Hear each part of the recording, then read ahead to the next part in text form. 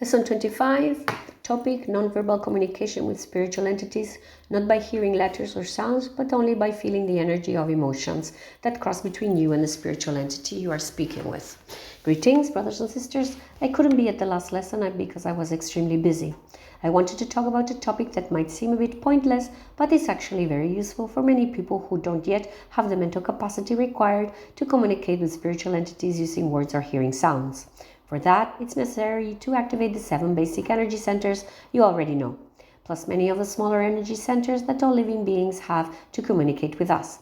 The form of communication I'm going to teach you is useful if you are in an early stage of meditation, or if your mental level is low. You need to clear many energy channels in your mental, astral, and physical bodies, and you need to properly communicate the 3 bodies I mentioned earlier with the rest of the energetic bodies. This is a slow process. Sometimes it takes years for many people to achieve it.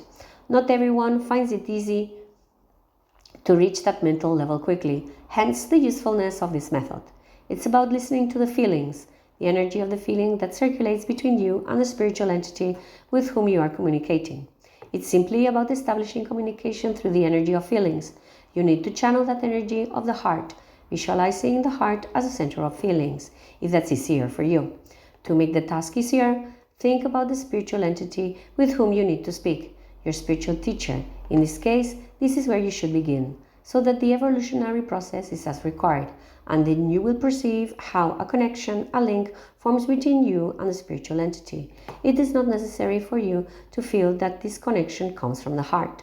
In reality, it comes from the head, but it circulates through the heart. Many of you will then perceive an energetic beam emanating from a certain part of the head.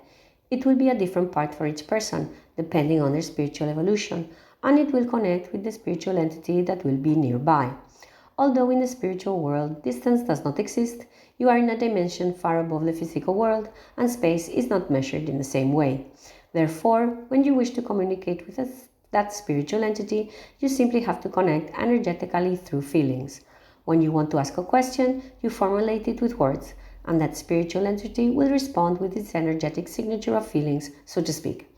If you perceive a flash of bright white light, it will mean the answer is affirmative. If you perceive a flash of light that is not so white or is dark, it will mean that the answer is negative. With the graduations between white and very dark, you will know what it means, whether it is affirmative yes, a no, or a categorical no. To discuss more complicated matters, it is simply a matter of making a connection, as I said before. This connection, when made more deeply, becomes a telepathic connection, in which images can be transmitted, but that comes in a later phase. For now, be content with being able to transmit feeling, which already give you a great deal of information. You won't just be able to get yes or no answers. You will be able to establish communication through feelings and have him tell you the feelings that produce the response. Later, in the next phase, when this channel is much more open, there will be the communication of images. At that point, communication will be much more precise, much less ambiguous, although the other form is also completely unambiguous if the channel is of good quality and if your ego doesn't interfere. Once you have been able to communicate with images, you will be able to gradually speak with words. The ego can interfere more easily, but you already know how to avoid it. I've explained it before. To remind those who haven't read it or don't remember, you need to know which area of the brain generates lies, where the ego resides. This is learned through meditation. It's simply a matter of visualizing that the message only passes through the area of the brain where the ego isn't present and reaches the receiving area. The spiritual teacher will guide you on the path and will know which route to follow.